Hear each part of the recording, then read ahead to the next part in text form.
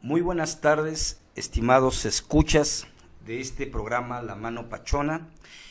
El día de hoy me es igualmente grato presentar a los alumnos de quinto cuatrimestre de la materia de Derecho Económico del Centro de Estudios en Alta Dirección.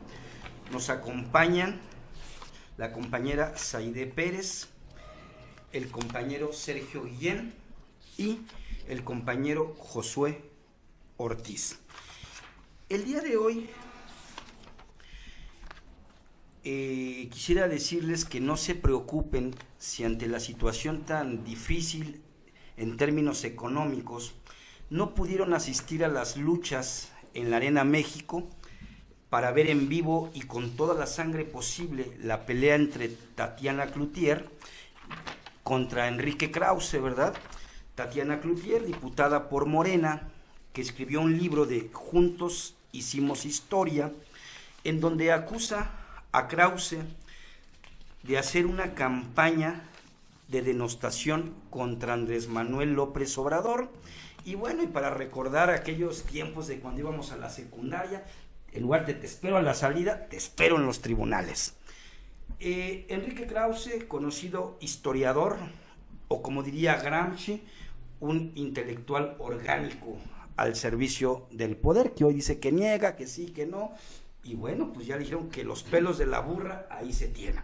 Y bueno, ya se están calmando las cosas, o a lo mejor esto se pone más sabroso. Entonces, escuchas, para no bajar la intensidad de estas peleas, este programa tendrá como título La mano invisible contra la mano pachona. Entonces, mis estimados amigos, no sé si les parezca, ¿verdad?, que empecemos a explicar quién es la mano invisible. Y la mano invisible es el mercado. Cualquier arreglo que permita que los compradores y los vendedores obtengan información y hagan negocios entre sí. Es la definición de mercado. O dicho en otros términos, para hacerlo más sencillo, son cuates que quieren comprar y cuates que quieren vender. A los cuates que quieren comprar les vamos a llamar demandantes, y a los cuates que quieren vender les vamos a llamar oferentes. ¿Y cómo se ponen de acuerdo esos oferentes y demandantes? En algo que se llama el punto de equilibrio. Es decir, se pueden poner de acuerdo en términos de precio y cantidad. Pero, ¿a quién pertenece la metáfora de la mano invisible? Bueno, esta metáfora tiene que ver con el economista y filósofo francés Adam Smith, al cual también se le conoce como el padre de la economía moderna.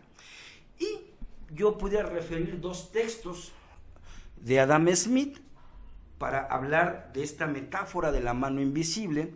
El primer texto lo escribió en 1759 con el nombre de Teoría de los Sentimientos Morales.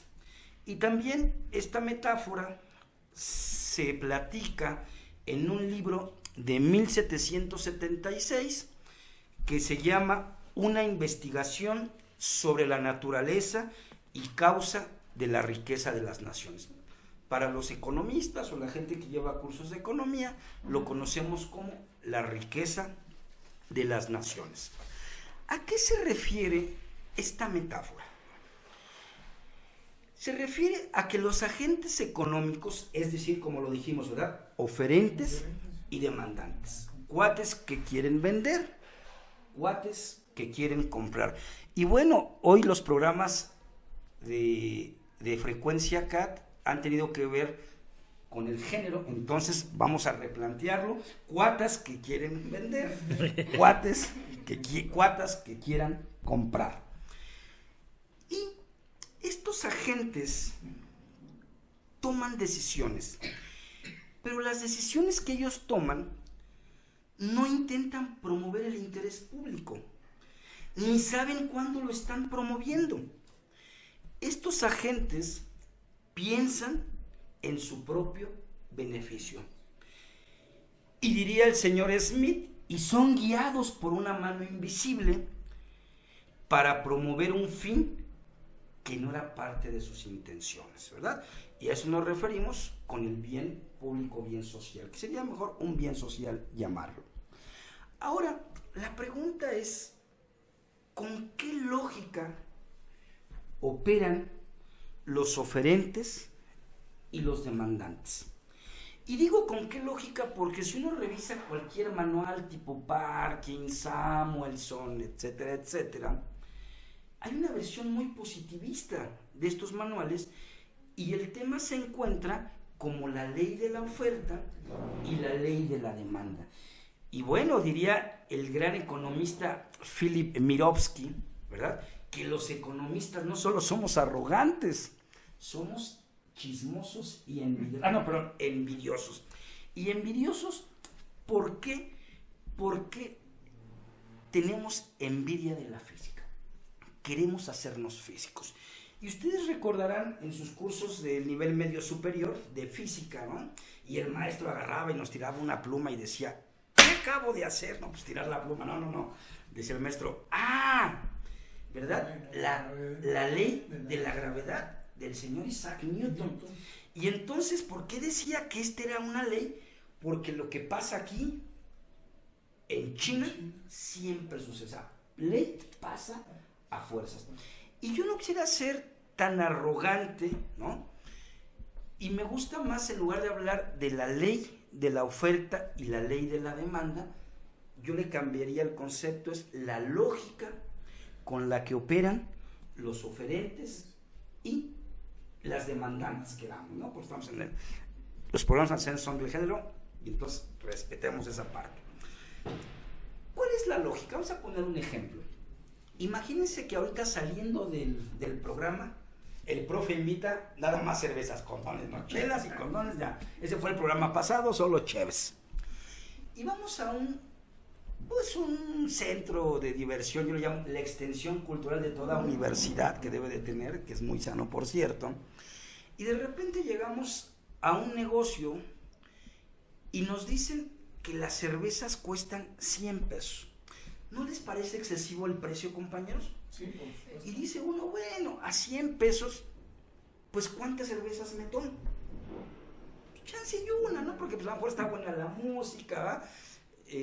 Porque si nos ponemos a caguamear en la banqueta, pues nos van a levantar y luego ya ven que vamos, o podemos parar en el juez cívico y luego nos pongamos a discutir que si es delito o es deleite, mejor nos metemos al barcito.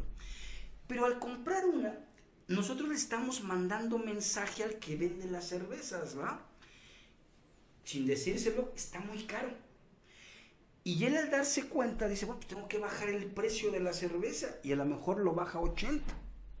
Y a 80, a lo mejor estemos dispuestos a comprar 2 cervecitas, ¿no? Porque la que teníamos ya se calentó y la música se puso buena. Pero seguimos comprando poca cantidad. Y otra vez, ¿cómo responde el oferente? Bueno, voy a bajar el precio a 60 pesos. Y a lo mejor a 60 pesos, ¿cuántas compramos? Tal vez 3. Y el oferente dice, bueno, las voy a bajar a 40 pesos. Tal vez compremos 4, ¿no? Y ustedes recordarán que me pasa en cada clase cuando digo, y las baja 20 pesos el oferente, y los demandantes, en lugar de decir a 5, dicen, peda segura, maestro. No, 5. Y entonces, ¿cuál es la lógica de esta relación y de esta función lineal llamada la demanda? Es que cuando yo bajo el precio, ¿qué implica?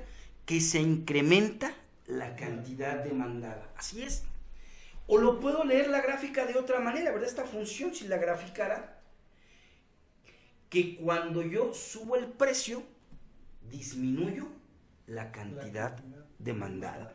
Y bueno, y para no seguir a las escuchas en este tema, abrumarlos mucho, pues la oferta, ¿verdad?, opera con otra lógica. ¿Cuál es la lógica? Bueno, dice el oferente, pues yo a 20 pesos no estoy dispuesto a llevar mucho al mercado, a lo mejor sigamos en las unidades, una unidad. Si subes el precio a 40, a lo mejor llevo 2 unidades al mercado. Si lo subes a 60, a lo mejor llevo 3 unidades, ¿no? Si lo subes a 80, a lo mejor llevo 4 unidades. O para hacer el símil del ejemplo anterior, y si lo subes a 100 pesos, a lo mejor llevo 5 unidades. ¿Cuál es la lógica que está operando en el oferente? Es que cuando incrementa el precio, se incrementa la cantidad ofrecida. O leído de otra manera, cuando se reduce el precio, se reduce la cantidad ofrecida. Y bueno, es muy sencillo llegar a la siguiente conclusión, ¿verdad?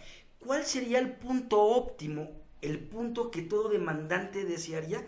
Pues comprar vara y mucho, ¿no? O sea, estaríamos en el punto de 5,20.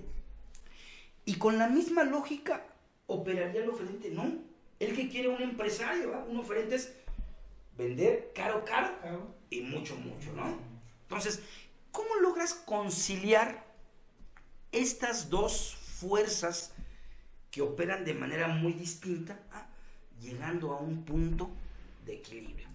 ¿Y cómo se significa económicamente el punto de equilibrio donde se pueden poner de acuerdo oferentes y demandantes? Ahora, ya que explicamos cómo opera el mercado, cuál es la lógica de estas dos grandes fuerzas que tienen que ver con el mercado, ahora, ¿quién es la mano pachona? ¿Verdad? Es la pregunta que ahora vamos a hacernos. Y la mano pachona es el Estado. Y si pudiéramos definir al Estado, pudiéramos tener como un primer acercamiento que el Estado es una forma de organización y distribución del poder político de una sociedad determinada.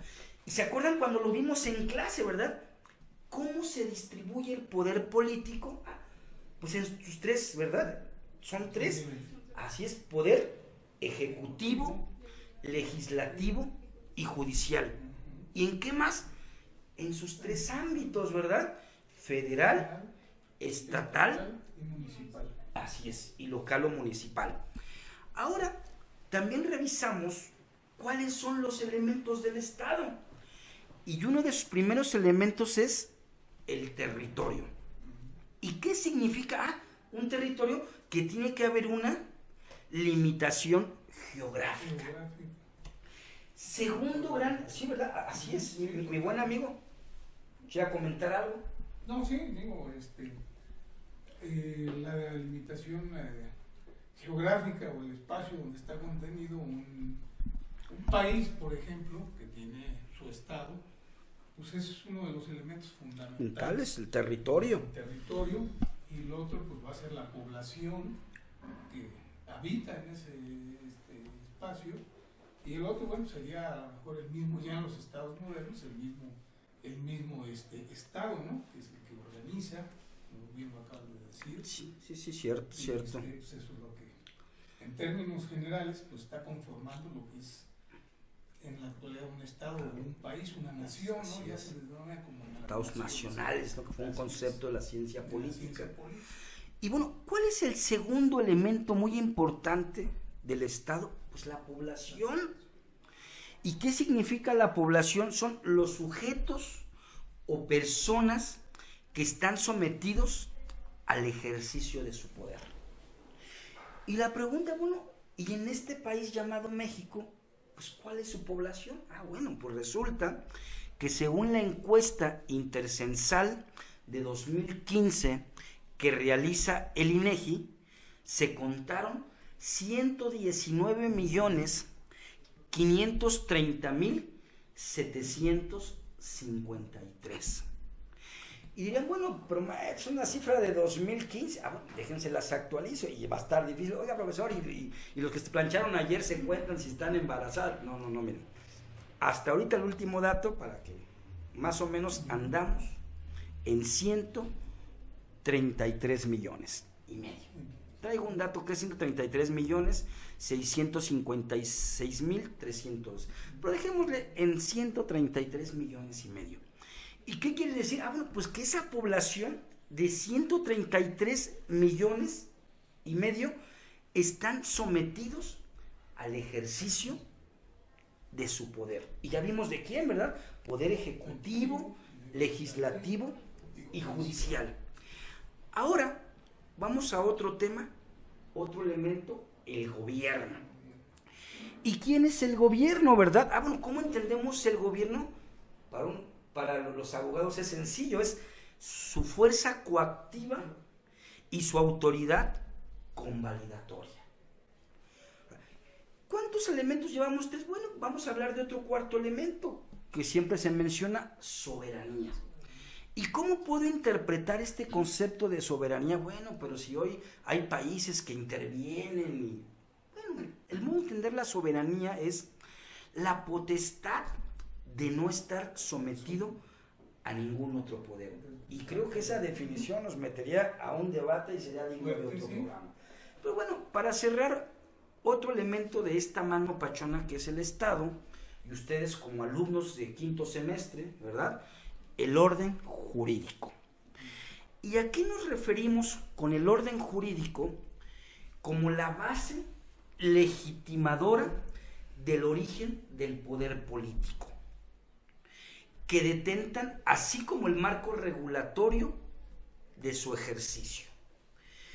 Y yo iría a otro tema que tiene que ver con el Estado, que son las formas de intervención del Estado en la economía. Y ustedes recordarán que esas formas de intervención del Estado tiene que ver, ¿verdad?, lo que yo llamaría con su intensidad de cómo participa el Estado. Y podemos hablar de promoción y fomento económico, de orientación económica, de regulación económica, de estrategias, ¿verdad?, que tienen que ver con la conducción económica, pero que se refieren a la rectoría que tiene el Estado. Y en términos jurídicos, esa figura le llamamos empresas paraestatales, que están en manos de la mano pachona. Y por último, el control absoluto. Es decir, que la promoción y fomento económico, la orientación económica y la regulación económica tiene que ver con formas inductivas de participación del Estado, o sea, indirectas. Y las otras dos, que tienen que ver con la conducción económica y la rectoría del Estado, con el control, y también otra que es el control absoluto, con las formas directas. ¿Qué les parece si nos platican un poquito, mis estimados alumnos, ¿no?, para que las escuchas y los escuchas les quede un poquito claro sobre estas formas de intervención del Estado en la economía? Pero antes déjenme hacer una precisión muy importante. ¿Por qué se me ocurrió, o se nos ocurrió, como lo platicamos antes de este programa, por qué hablar la mano invisible versus la mano pachona? O sea, ¿por qué el mercado versus el Estado? Porque tenemos que quitar muchos mitos. Y, por ejemplo, algunos teóricos de corte, diría yo, neoliberal o neoclásicos, nos hacen construcciones teóricas que en el mundo real no son ciertas. Por ejemplo, dijeron, en este nuevo modelo, el Estado desaparece. O si no desaparece, pues hay que achicarlo, ¿no? O lo que se le conoció como el adelgazamiento del Estado. Pero eso se refería a un fenómeno, a la venta de empresas que estaban en manos del Estado, o sea, empresas paraestatales como lo señalamos, y pasárselo a los, o sea, que pase del Estado a la mano pachona, o sea, que pasa de mano en mano. Pero también es importante precisar que hoy por hoy en el mundo no hay una economía que sea 100% el mercado, ni que sea 100% del Estado. Hay un concepto que se llama economías mixtas. Y una economía mixta pues puede tender más hacia el mercado o puede tender más hacia el Estado. Pero siempre hay economías mixtas donde están participando las dos manos. La mano invisible, que nos dice Smith, es el mercado, y la mano pachona, que es el Estado. Entonces vamos precisando cosas porque la semana pasada hubo un tema que generó mucha polémica, que es analizar en muchas materias, en este caso es un programa de economía, analizar los 100 días del gobierno de Andrés Manuel López Obrador en materia económica. Y yo les puedo sugerir, ¿verdad?, un programa que está que ya anda circulando en las redes, que organizó la Facultad de Estudios Superiores Acatlán, donde estuvo muy acertadamente mi gran maestro, que le mando un saludo, Gabriel Gómez Ochoa, y decía, bueno, analizar estos 100 días de gobierno, pues primero genera filias y fobias, ¿no? Y dos, y la pregunta es, ¿no es muy pronto como para analizar estos temas de 100 días? Y creo que fue muy atinado el comentario que hizo el maestro Gabriel Gómez Ochoa. Y yo diría, bueno, va a generar filias, va a generar fobias, pero hay otro elemento que pronto aquí también vamos a discutir, es el Plan Nacional de Desarrollo. Y a eso nos vamos a referir con la planeación económica. Por eso es muy importante que cuando hablamos de la intervención del Estado en la economía, se entienda como la participación en los procesos económicos de producción, distribución y comercialización de bienes y servicios. ¿Cuántas manos me pueden hacer llegar a mí mis satisfactores? O sea, mis bienes y o servicios, pues 2 manos. O es la mano invisible, es el mercado, o es la mano pachona. Luego, bueno, hay teóricos que hablan de la tercera vía, que lo mejor de esta mano y lo mejor de esta mano. No, bueno, siendo serio, solo hay 2 manos. La mano invisible y la mano pachona. ¿Qué les gustaría comentar, mis estimados, mi alumna, mis estimados alumnos, sobre estas formas de intervención del Estado en la economía? Si me permites... Con todo gusto, por favor. Un punto de vista, pues, personal al respecto de esto que estabas comentando, que me parece muy importante, sobre todo muy actual. Creo que el mundo en la actualidad está viviendo una gran síntesis de toda esa historia que acabas tú de mencionar, de la evolución del Estado, de las naciones, la economía, cómo se viene dando. Y no hay que olvidarnos que en años anteriores, o digamos en los siglos pasados, pues hubo sistemas que se confrontaron, ¿no?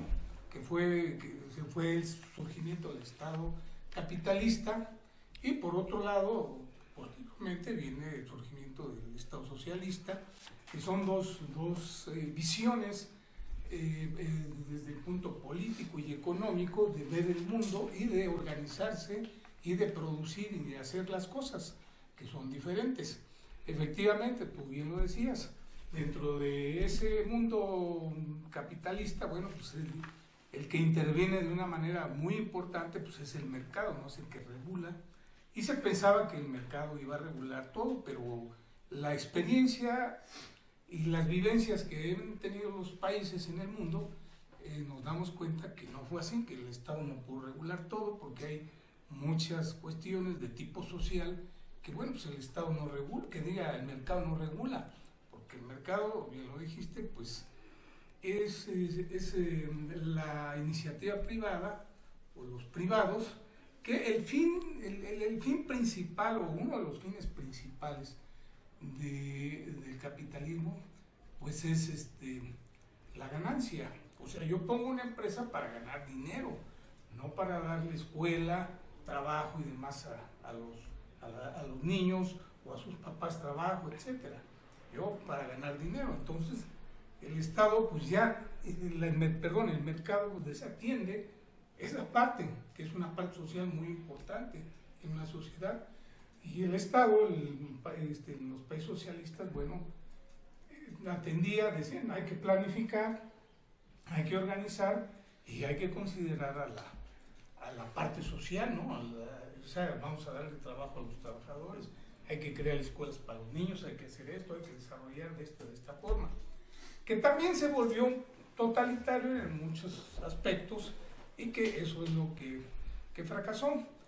Yo creo que tanto de un lado como del otro hay muchos elementos que se pueden que se vienen conformando y que es lo que yo decía, es esa síntesis que viene en el estado mixto, ¿no? Que toma formaciones tanto de tipo social como el mercado, pues no lo acaba, sino dice, no, si es necesario el mercado, y ahí tenemos, por ejemplo, lo que es el Seguro Social, lo que es el ISSSTE, todas esas instituciones que contemplan la parte social, porque, por ejemplo, el mercado es todo privado, pero en la parte de salud, por ejemplo, uno de los problemas grandes aquí de nuestro país, pues es la salud. Se está viendo que si te vas al puro mercado, pues la población no tiene los recursos para pagar esos servicios privados de salud. Entonces requerimos al Estado, al Seguro Social, al ISSSTE, pero como instituciones sólidas y fuertes para que puedan atender esa gran demanda. Así es, Sergio. Y una pregunta que yo les quiero hacer a ustedes es, ¿tiene o no actualmente pertinencia la participación del Estado en la economía? Y déjame nada más precisar, son temas muy interesantes.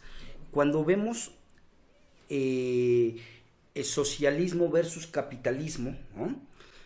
Y me hiciste recordar, por ejemplo, en los años 80, en un programa llamado Vuelta, pues ahí participó Enrique Krause, ¿no? Por eso decía yo el concepto gramsciano, ¿no? De intelectual orgánico del pueblo, que hoy se le olvidan cosas, pero siempre ha estado defendiendo.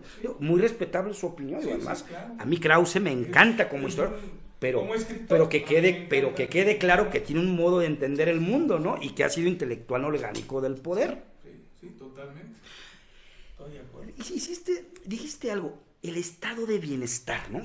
Es nuevo, o sea, es del siglo XX, ante los problemas de la seguridad social, como bueno, el tema de la salud.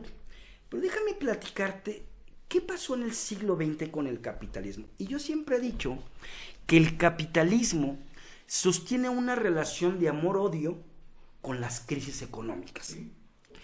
Es decir, no puedo vivir ni contigo ni sin ti. Y bueno, la última crisis que pasamos fue la de 2007, 2008, ¿no? Los Estados Unidos, que recomendamos una película que es Inside Job, muy buena, la pueden ver en YouTube sobre este tema. Y otra vez dicen que viene, los que saben, ¿no?, de estos temas, que viene otra gran crisis del sistema capitalista. Pero bueno, parece que las crisis son muy recurrentes. Y estoy pensando en la crisis de 1929, lo que se le conoció como la crisis de sobreproducción.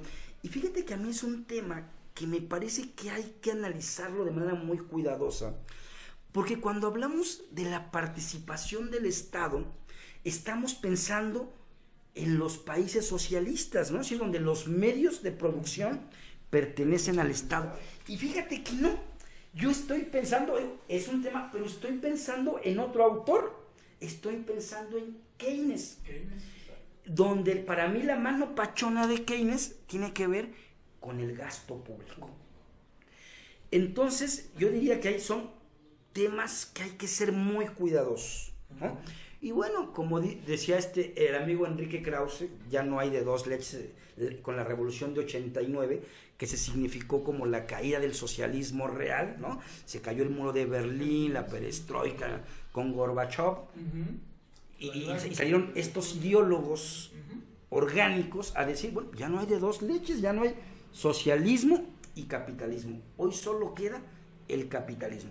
Entonces yo me centraría más, yo dejaría ya a un lado el socialismo, y en el siglo XX, si quisiéramos entender el socialismo, ¿sí?, veníamos del siglo XIX de una libre concurrencia, que es la idea que tiene el señor Smith, ¿no? Donde confluían libremente oferentes y demandantes. De repente entra en crisis este capitalismo de libre concurrencia con la crisis del 29, y es ahí donde va a intervenir el Estado, pero no el Estado socialista, sino la idea de Keynes, el gasto público, para meterle mano a esa economía. Es decir, pensar que los mercados se ajustan automáticamente, dice Keynes, no, hay que meterle mano. Esto no se ajusta. Y bueno, es lo que conocemos los economistas cuando hablamos de los mercados perfectos, que no son tan perfectos, y entonces tiene que intervenir el Estado para corregir fallas del mercado. ¿Qué pasó después de la crisis del 29? Pues se habló de un sistema capitalista, pero monopolista de Estado. Y si seguimos analizando el sistema capitalista, pues en los años 70 tenemos un teórico llamado Milton Friedman, diría yo el papá de los pollitos de Roberto Barro, de Roberto Lucas, y etcétera, etcétera, y los premios Nobel de economía, más de los 70 para acá.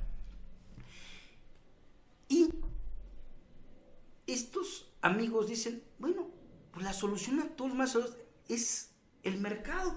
Y fíjate qué cosa más cosa, en los años 40, 50 y 60, pues la mano pachona participaba mucho en la economía. Después dijeron, bueno, es que la mano pachona participa, pero participa mal, ¿no? Es muy ineficiente. Entonces, ¿cómo se corrige esto? Pues que no participe. Y hay que regresarlo a su mano invisible, al mercado. Y yo les preguntaría a ustedes, ¿de verdad eso es cierto? O sea, ¿solo tiene que participar la mano invisible? ¿O tenemos que replantear la participación de la mano pachona? Porque bien lo dijiste, Sergio. O sea, a ver, si yo me enfermo, ¿qué hago? Bueno, si tengo los ingresos, pues voy a un hospital que yo pueda pagar y que me cueste miles de pesos, ¿no? Así funciona el mercado, oferentes y demandantes. ¿Qué demando? Un servicio de salud, ¿no? ¿Quién lo oferta? Bueno, pues hay muchos hospitales. Pero esto cuesta miles de pesos. Y la pregunta, quien lo tenga, que lo pague. Y quien no lo tiene, ¿no entra ahí el Estado? Tiene que entrar el Estado. Entonces, ¿qué opinan de esto? ¿Tiene o no tiene que seguir participando el Estado en la economía? Quitando ese mito, yo diría, de corte neoclásico, neoliberal, ¿no? Dice que el Estado no participe porque es ineficiente. No, o sea, el Estado tiene que participar. Ahora, hay que discutir la intensidad y los cómo. Y que tiene que ser eficiente, ¿no? O sea, a mí me parece terrible, ¿verdad?, que porque hay casos de corrupción en el DIF, pues cierren las estancias infantiles. ¿Y qué hacen las mujeres que trabajan? No, pues vamos a auditarlos y sancionarlos, y hay que mejorarlas. Entonces, fíjate, son dos decisiones muy diferentes. Una, ciérralos, pues no sirven. No, pues ¿por qué no sirven? ¿Qué pasó? Y vamos a corregir eso, ¿no? Y el Estado. Adelante, seguimos, Sergio, y ahorita me van pidiendo la palabra, mis estimados alumnos. Muy brevemente. Sí. Mira, yo pienso que definitivamente la participación del Estado se hace necesaria, ¿no? Cada vez más. Y lo estamos viendo ahora con este nuevo gobierno. Creo que cuando menos los dos, vamos a hablar de los dos o tres gobiernos anteriores, la participación del Estado se disminuyó de manera importante y pues de alguna manera pues se vino desmantelando el Estado. ¿Y qué es lo que tenemos? Una sociedad abandonada, una población también abandonada, con índices de pobreza muy altos, con problemas de salud en la población que no tenemos resueltos, que necesitamos muchos recursos para poder resolver esos problemas. Se abandona, por ejemplo, la salud preventiva, que es fundamental. Una sociedad tiene que ser, desde su punto de vista, en atención a la salud preventiva. No puedes esperar a que te lleguen los problemas, que ya está muriendo el paciente, para que puedas intervenir, ¿no? Entonces, todas esas cosas son las que regula el Estado, no las regula el mercado, eso lo regula el Estado. Entonces, el Estado tiene que participar, yo creo, de manera muy importante. Ahora, yo también siento que es un poco un mito, digo, no quiero decir que no haya, eso de que fue ineficiente porque es corrupto y que no sé qué. Sí es cierto, hay corrupción en el Estado. Yo creo que la sociedad tiene que participar más, estar más atenta en el desarrollo del gobierno, ¿no? O sea, exigirle y hacer que realmente vivamos un Estado de Derecho, donde, a ver, señores, aquí está la ley y es esto, y todos nos vamos a someter, y a los que haya que meter al bote hay que meter. Incluso todos aquellos servidores públicos que de alguna manera han cometido pues abuso con los recursos del Estado y demás, pues se deben de sancionar, y yo creo que lo debemos de relegar. Y no ponerlo a consulta, ¿verdad, Sergio? Sino el que comete un delito tiene que responder por ese delito. Hay una constitución y hay una ley. Así es, lo dijiste muy bien, el Estado de Derecho. ¿Y qué idea nos dieron los gobiernos anteriores? Pues era la ley, hágase los bueyes de mi compadre. No, la ley es para todos y se aplica para todos. Todo el mundo hablaba del Estado de Derecho, pero poca Así es. cumplimiento al respecto. Para mí, Saide, creo que por... lo que tiene el Estado conforme a la economía o conforme a cualquier otro caso es que decide tomar la decisión más fácil, que es dejarlo todo y a ver, háganse bolas todos, ¿no? Entonces, también la sociedad está muy apática. Lo que hace falta es que cada uno de nosotros, no referentes al Estado solamente, sino cada uno de nosotros nos pongamos las pilas para poder salir adelante y que esto sea cada vez mejor. Sí. Y como dices, son temas que nos involucran a todos, ¿no? Sí. Imagínate el día que se privatice el agua, que pase de la mano pachona a la mano invisible. Y que digan, solo puede consumir agua, pues quien tenga dinero y la pague. Y entonces, ¿qué hacemos con los que no la puedan pagar? ¿Que se mueran? Pues aguas, ahí está el tema, hay que discutirlo, ¿no? Y ya se han generado problemas sociales, momentos sociales en estados donde el agua se le da a empresas para hacer refrescos y se le quita a la gente. Entonces, ahí están temas, y son los temas finos que se tienen que discutir respecto a la economía. Sí, Sergio. Muy álgido, el del agua. Bueno, se prevé que en los años venideros, y no muy lejanos, el agua nos puede conducir incluso a guerras, fuertes. Decía un maestro, perdón que te interrumpa, estimado Sergio, si las guerras fueron por el oro negro, el petróleo, ahora van a ser por agua. En esa visión futurista de algunos, ¿verdad? Nosotros aquí vemos en nuestro país que hay problemas de agua, ¿no? No es... Y problemas que yo siento que se pueden resolver, pero que volvemos a la intervención del Estado, porque son cosas que el mercado no atiende. El mercado atiende sus necesidades como mercado de ganancia. Y hasta ahí lo demás no le interesa. Entonces, la sociedad en su conjunto y el país, la nación, se ve desatendida, no se crea infraestructura. Digamos, prácticamente en el sexenio pasado, pues se crearon cientos de plazas comerciales, ¿no? Pero, oye, ¿cuántos hospitales, escuelas y demás? Pues, eso es lo que necesita, eso es lo que el Estado tiene que atender. Pero lo que la sociedad pide son plazas comerciales, son aguas embotelladas. Yo pienso que la sociedad no pide plazas comerciales, sino que es lo que el mercado les da, porque al mercado le interesan las plazas comerciales. Es donde está su ganancia. A ver, ¿qué es lo que me deja a mí? ¿Con qué puedo ganar? Una plaza, esto me deja, bueno. Entonces estoy desatendiendo las necesidades de la población. La población tiene necesidades como las que estamos hablando, necesidades del agua, de alimentación, de vestir, de salud, de educarse, de muchas cosas, y que el mercado no las atiende de manera social, no ve por toda la sociedad. Es lo que he visto y ese es mi punto de vista.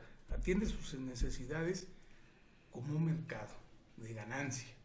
¿Qué es eso? Es la ganancia. ¿Cuánto gano aquí? ¿Cuánto no? Y es lo que ve el mercado. ¿Cuánto tengo que producir? O dejo de producir porque ya me están comprando, pero no, acá sí, y me voy para acá, y esto lo olvido, y vamos a donde esté el nicho de ganancia. Y eso es lo que, pues no puede, yo no digo que no lo haya, está bien, pero tenemos que atender todo lo demás, y eso lo va a hacer el Estado, no hay otro ente. Y tenemos que fortalecer al Estado, tiene que ser un Estado fuerte, y tiene que tener fortaleza, porque está mostrado, los teóricos económicos, tú los acabas de nombrar, lo dijeron siempre, las economías de mercado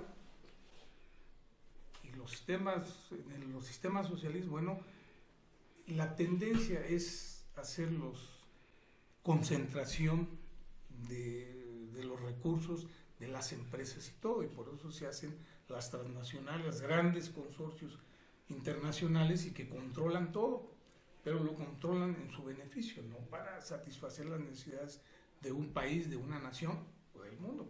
esa no es su visión. Sí, Entonces, ahí se necesita la intervención del Estado. Por eso necesitamos un Estado fuerte para que ponga en orden también al mercado, ¿no? Y no le hace que seas una empresa muy grande. A ver, maestro, violentaste no importa esto, que seas el hombre más rico de este país y que lo así fuiste en el es, mundo. Tienes que someterte Al Estado de Derecho. Sergio Saide y nuestro amigo Josué, ¿verdad? Que pronto te pasaremos. Ahora sí que como dicen mis alumnos, ya se agandalló el micrófono, maestro, ¿no? Ahorita le daremos chance, Sí, mi sí. buen amigo Josué.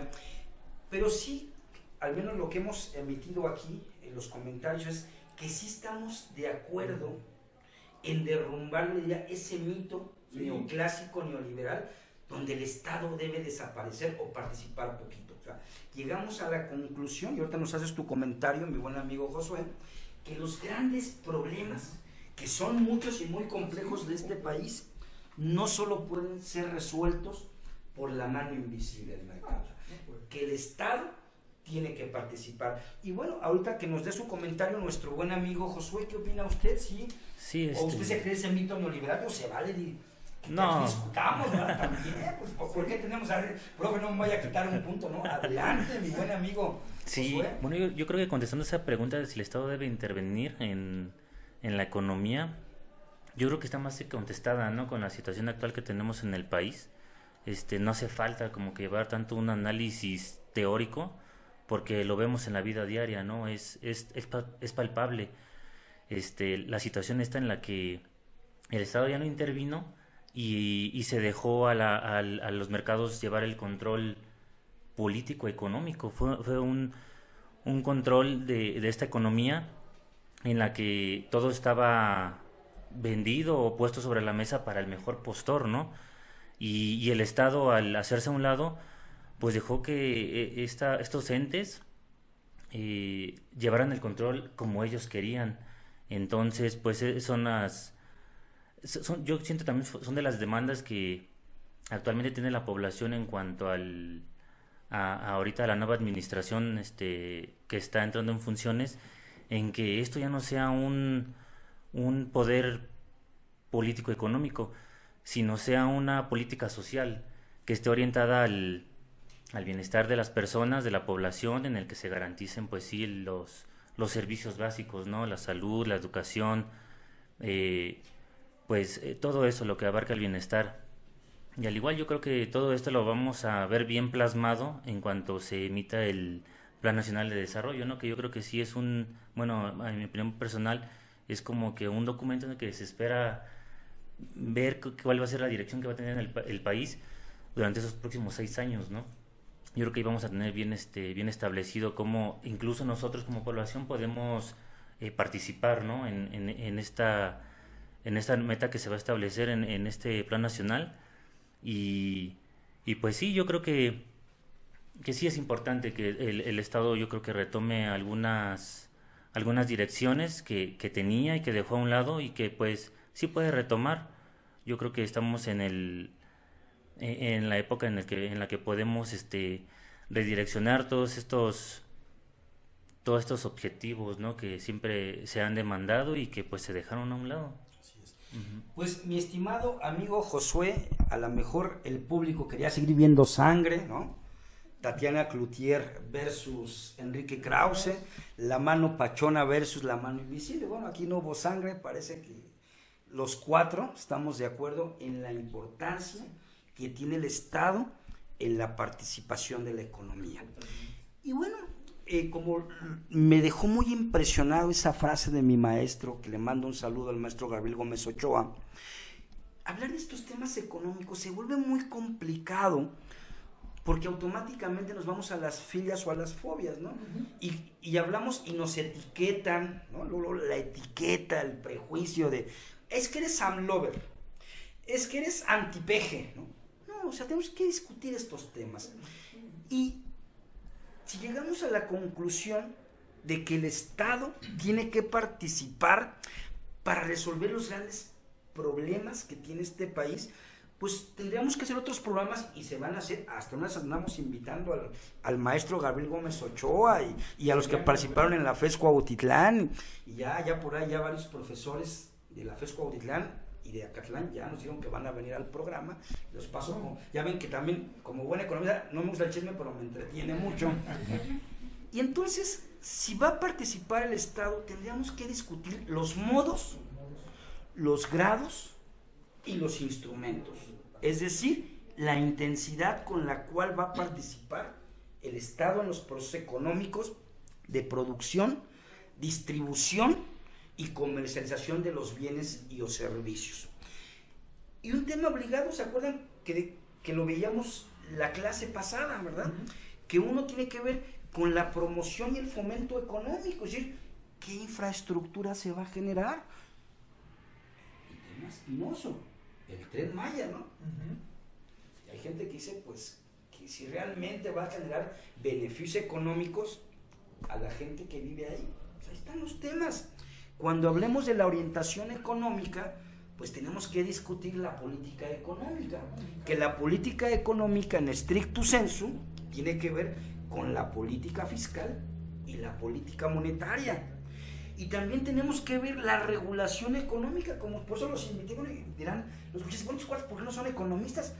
Tenemos que platicar de la cuestión normativa. Yo hablo, cuando hablar de decir de la regulación económica, tiene que ver con el orden normativo. O sea, lo tienen que discutir abogados y que estén empapados de temas económicos, o lo que se llama la multidisciplina, la transdisciplina. Y bueno, cuando hablemos de la conducción económica, pues tenemos que ver esa rectoría del Estado, ¿verdad? ¿Cuáles son las áreas estratégicas? ¿Por qué concebir que es un área estratégica? El otro día leía yo un libro y me causó mucha esa pensar que un área estratégica es correos. Ustedes han ido a las oficinas de correos, pero sí, en años, ¿no? Pero les digo, ¿y cuándo mandaron un correo por la cuenta de correo? Pues entonces, repensar cuáles son las áreas estratégicas donde el Estado, ¿verdad?, tiene que tener la rectoría de estas empresas. Y bueno, yo ya no discutiría sobre el control absoluto, porque eso lo podemos asociar con estos esquemas, diría yo, de sistemas económicos de corte socialista, ¿no? ¿Qué más quisieran ustedes agregar respecto a esta intensidad de estos temas que podemos discutir aquí sobre la participación del Estado? ¿Qué les sugieren para ir invitando? Ya pronto vendrán profesores de la FES Acatlán, de la FES Cuautitlán, de la Facultad de Economía y de otras instancias, ¿no? También los profesores del CAP, por supuesto, que imparten economía. ¿Qué temas les dejamos en la agenda, ¿no? Como se dice. A mí me parece que el tema de la rectoría del Estado es fundamental, ¿no? ¿En qué temas el Estado va a tener una rectoría importante? Que yo creo que sí la debe haber. Hace tiempo se hablaba que no era lo mismo, digamos, vender agua, ¿no?, a vender chocolates o zapatos. Pues son cosas que se le pueden dejar al mercado, definitivamente. Pero hay temas que, como el que estábamos comentando hace un rato, en el agua, que pues estamos hablando que puede haber guerras, pues no se lo podemos dejar al mercado así nada más. Yo creo que son temas que sí tiene que retomar el Estado, que tiene que definir políticas muy claras de cómo se van a utilizar esos recursos hidráulicos. Tenemos un país donde, por ejemplo, el sur a veces se está ahogando por el exceso de agua, por lluvias y demás, y un norte que pues, está en la sequía terrible, ¿no? Se están muriendo el ganado y todo por las sequías. Entonces, ahí es donde, por ejemplo, el Estado tiene que participar. Yo siento que hay muchas cosas que se pueden hacer y que se dejaron de hacer precisamente por esa falta de participación del Estado. Y ahora el Estado tiene que participar. Yo recuerdo por ahí que hace tiempo leí sobre China, que los chinos también tuvieron problemas de agua, tenían por sus regiones, y hicieron un gran canal, que les permitió distribuir agua que tenían en una parte y llevarla a otra parte donde no existe, donde pues había problemas de agua. Entonces yo creo que nosotros podemos hacer una cosa similar, ¿no? Agarrar del sur, que tiene un exceso de agua, y llevarla hacia el norte. Pero Pero todo esto estamos hablando que requiere una gran infraestructura hidráulica, ¿no? Hay que crear esos canales, hay que hacerla, hay que legislarlos, porque van a atravesar varios estados. ¿Quiénes y cómo se van a beneficiar, por ejemplo, de esa agua? ¿Cómo se va a regular legalmente, ¿no? Jurídicamente debe tener toda una normatividad para que no haya pleitos, no haya zafarranchos ni nada de eso, que todo vaya en orden. Fíjate, Sergio, que dijiste algo muy interesante. O sea, hay que voltear a otros países, ¿verdad? ¿Cómo le hicieron? Y el caso de China. Y por ejemplo, uno de los especialistas en el tema de China, pues es mi maestro, perdón que lo presuma, Enrique Dussel Peters, que ya me va a decir, jovenazo, ya entrégueme esa tesis, ya. Y yo estoy como la selección, ya merito, ¿no? Pero ya se la voy a, para que se la entregue, lo voy a invitar al programa, a mi gran maestro. El tiempo, ¿verdad? Se nos está acabando. Yo quisiera pasar el micrófono tanto a la compañera Saide y Josué, y bueno, y despedirnos del programa. ¿Qué les parece, mi estimada compañera Saide? Mi compañero Sergio hablaba sobre otros estados, por ejemplo, el ejemplo que puso de China. Yo creo que ahí surge más la disciplina del estado, que es lo que hace falta aquí. Aquí el estado no tiene una disciplina, que eso es lo que tendría que fomentar para poder hacer todo ese tipo de proyectos que se hablaron aquí. Así es. Saide, pues muchas gracias también, de verdad. Qué gusto tenerlos aquí en el programa, a mis grandes alumnos. Y ahorita nos vamos a clase, ¿eh? No crean que nos vamos a echar las chelas. ¿En dónde? ¿No? ¿La van a mandar por los WhatsApp? ¿A dónde? De aquí a clase, de aquí a clase. Mi buen amigo Josué. Sí, yo pienso que lejos de ver estos temas como de corte político, los debemos de ver como enfocados al bienestar social de la comunidad. Yo creo que sí es importante distinguir, ¿no? Lo que usted bien mencionaba, no decir yo soy AMLover o anti-AMLover, ¿no? Yo creo que hay cosas más allá que ver ese tipo de situaciones de políticas específicamente. Sí debemos de ver todo esto como un beneficio que vamos a tener todos en cuanto también tomemos nuestra responsabilidad como sociedad. Y también pues no creernos todo lo que nos dicen en la tele, ¿no? Incluso aunque la persona goce de mucho prestigio o de mucho apoyo popular, yo creo que igual también debemos de tomar nuestras propias conclusiones, hacerlas y en base a eso actuar, ¿no? De una manera en la que beneficiemos a todos. Sí. Pues Josué, muchas gracias a los tres, ¿no? Saide, Sergio, Josué. Solo quisiera aclararle a los escuchas que por cuestiones de espacio pues no pudo venir todo el grupo, ¿no? Hoy vinieron ustedes, en otro programa seguramente vendrán otros de sus compañeros, porque tenemos que discutir aquí sobre el Plan Nacional de Desarrollo, y les vamos a preguntar, ustedes son especialistas en Derecho, ¿verdad?, sobre el artículo constitucional, el 3, el 5, el 9, el 11, el 31, el 73, 74, 89, 115, 117, 118, 123, 124, ya se me acabó la ley, y 131, que implica esto del Plan Nacional de Desarrollo, y a los especialistas, ¿no?, en los temas económicos. Pues bueno, gracias por haber aceptado esta invitación. Radio Escuchas, pues muchas gracias. Nos vemos el próximo sábado con la mano pachona, y por favor también por el Face díganme qué temas son los que a ustedes les interesa para con todo gusto tratarlos en el programa. Y bueno, mis amigos, aquellos que no nos vamos a clase, otros irán a comprar chelas, otros condones, aquellos que ya pasaron por esto, ahora irán por leche y pañales, en fin, no se vayan, que viene nuestro gran maestro José Cruz Gervasio. Y el tema es sobre eso se va a poner bueno, chelas, condones y marihuana. No es cierto, por favor, no se vayan, esto se está poniendo muy interesante. Son voces disidentes, aquí parece que iba a haber sangre, no hubo, esperemos que en el siguiente programa del maestro José Cruz Gervasio sí haya sangre, o haya mucha polémica. Hasta luego, que tengan una excelente tarde-noche y nos vemos el siguiente sábado.